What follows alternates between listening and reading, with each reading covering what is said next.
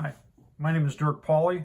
I'm an Ironman athlete. I've done open marathons and any other distance triathlon that's typical in our community of triathlon. I'm going to talk to you today, though, a little bit about the Ironman Foundation and what it is. First, our makeup, who we are, what we do, and where we are. We're athletes from across the world, and we raise money. We do what we can to try to raise money for organizations of any sort that you can imagine to try to help others around the world live a life that's a little bit more positive, maybe profitable for them, and maybe help give them a work ethic that they're not particularly used to. We do so basically everywhere that there's an Ironman race and even beyond. Who we are, we're athletes, volunteers, and givers. As an athlete myself, I can tell you that there's 1/10,000% of the world's population that actually take on trying to complete Ironman triathlon. So the work ethic itself that goes into the race and just simply training for the race can be phenomenal. It's something that we as athletes seem to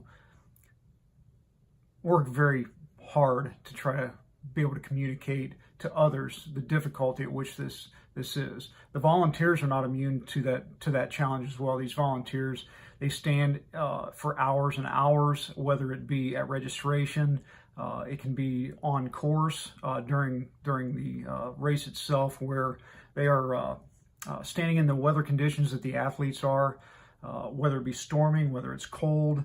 It doesn't matter the weather conditions. They too are responsible to foot part of that heart and effort that the athlete goes through. So we're all givers, and one of the things that we're trying to do is try to give back to the communities both in which we give, live, and breathe. And we want to bring that excitement, and we want to bring some of that back to those communities and try to help those people in any number of different organizations. What we do, we give globally, we act locally, and we live humbly. So across the globe, at any race across the world, we are on virtually every continent. We are on every continent. Ironman Foundation has races, supports races across the globe, literally in every part of the world imaginable.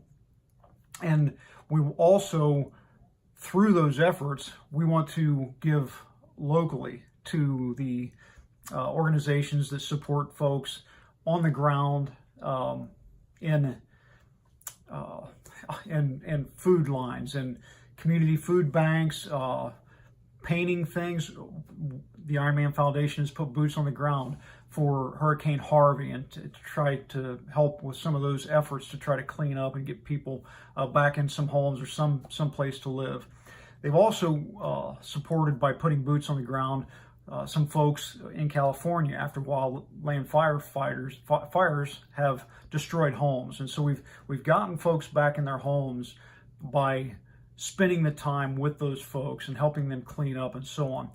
And globally, after the massive tsunami, U2 in Saipan, we also had boots on the ground trying to get people there. And it's not just boots. We also give of the financial means that we have, and we try to donate in that way. But some of the particular initiatives that we've got going, the humanitarian relief, talked a little bit about that, talked about the hurricanes, and there's others in which we've given of resources and given of manpower to try to support the folks on the ground. We could talk more about that, but I'd like to talk just about a couple other things as well. IronAid in particular is something where some of the healthcare individuals in the communities in which they work try to volunteer their time, and they do so in a manner that helps work with the Ironman Foundation to donate money to organizations that help immunize kids, that buy medical equipment, and help provide the care that different folks need in their local communities. One of the things, there's two in particular that really interests me the most, though, one of which I'm going to talk a little bit about later, that really touched me. But first, the Gold Star Initiative. This is something that certainly has a strong place in my heart. What the Gold Star Initiative does is allows an athlete to run the marathon with an American flag, or the half marathon. So the Gold Star Initiative is at select races in the United States where the athlete carries the flag for the half marathon or the full marathon, and at the finish line, they are able to present the Gold Star family with the flag that they carried in remembrance of their son or their daughter.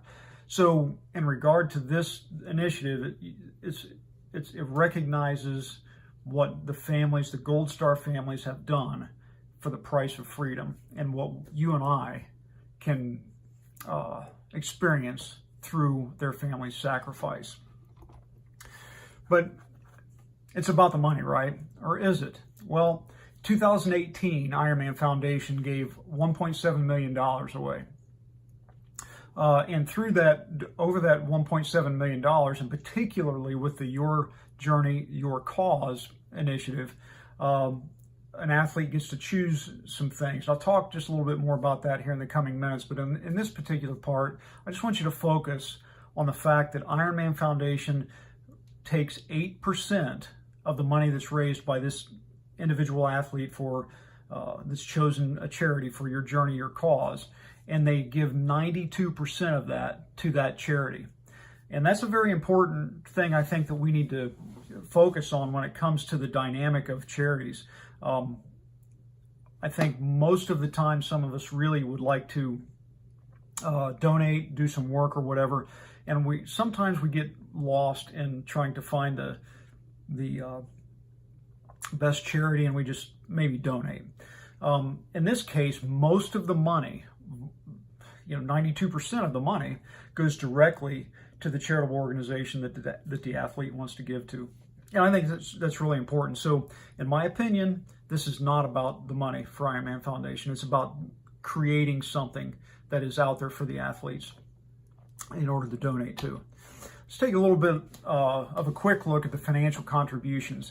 Now, as you can see by the numbers, there's ebbs and flows. There's always ebbs and flows. And these numbers only go back to 2011. According to my resources, I can't go back any further than that. One thing of note, over the 6 years that are listed here, the average number of financial contributions that the Ironman Foundation has given is a little over $2 million. $1.8 million up to 2.6, as we look at those numbers, it's very substantial. And they've given that through 1,400 different organizations, and they've also supported some other things through some of the manpower efforts that they've done too. So now those manpower efforts aren't reflected in the numbers, but time is valuable, right? I mean, we all recognize that we've got things to do, but these numbers themselves speak for themselves, and I think it sends a message at just how serious the Ironman Foundation is about their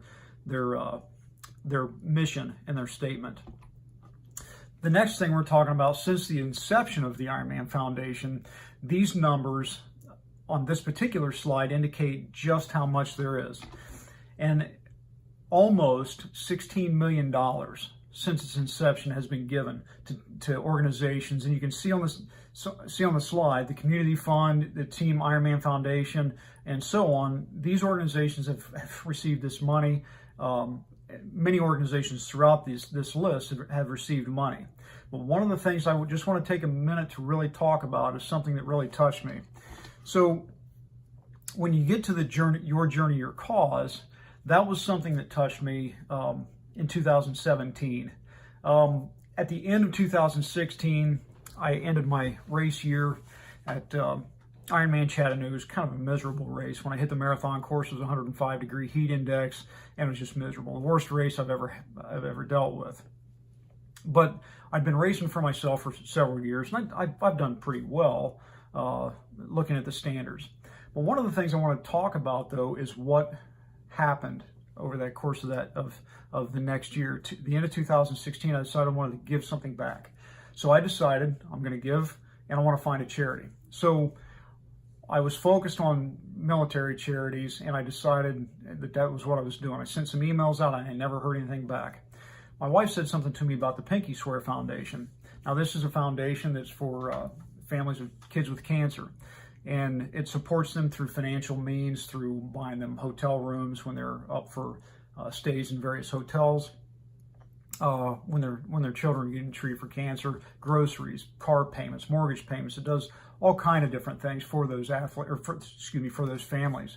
So, but I wasn't interested.